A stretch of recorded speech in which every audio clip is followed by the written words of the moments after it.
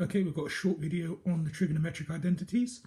We know sine x, cos x, and tan x. We're going to talk about the reciprocal and inverse of those, what they are, and why they're different. First of all, reciprocal.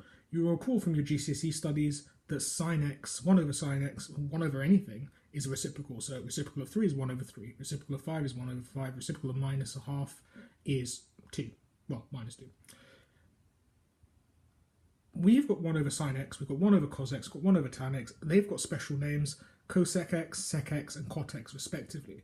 One key point I want to make, and this has got to be absolutely clear for everyone, that's not the same thing as it's sine minus 1x. Even though we say something like x to the minus 1 is 1 over x, that's not what we're doing here. Inverses are something different. Sine minus 1x is arc sine, cos minus 1 is arc cos, tan minus 1 is arc tan. Those things, the ones we used at GCSE for trigonometry, they are different from sec, cosec, and cot. They don't do the same things. When we come to drawing the graphs, they are different things, so be clear on that. Cosec, for example, is not the same thing as arc sine. They are different things. Make sure you're clear in your mind that 1 over sine x is not sine to the minus 1 of x. The only other thing I really want to add to this video, this is very much a kind of basics video, is one thing we can get out of that straight away, those definitions of the reciprocal functions, is we can adapt the sine squared x plus cos squared x equals 1 rule that we've had in the past. If we divide sine squared x plus cos squared x equals 1 by sine squared x, we get a new formula. Here it is. Sine squared divided by sine squared is 1.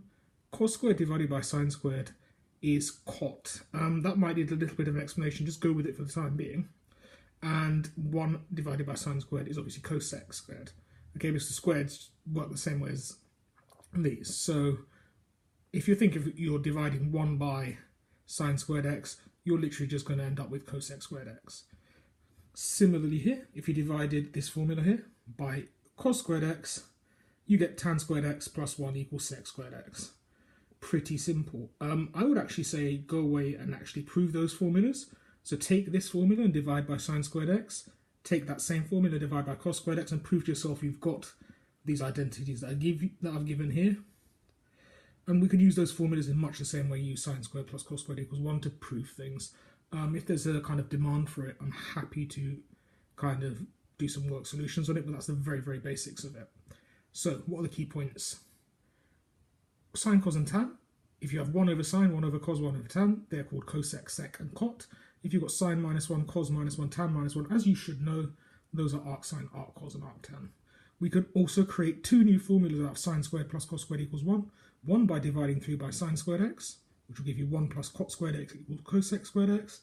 And if you divide that same formula here by cos squared x, you get tan squared x plus 1 equals sec squared x. And I cannot encourage you enough to go away and prove that yourself. It's not a particularly difficult thing to do. The only thing I think maybe a stumbling block is realizing because tan is sine over cos, cot is cos over sine. That's the only thing you'll need for this particular one. Other than that, it should be pretty simple. And that's that.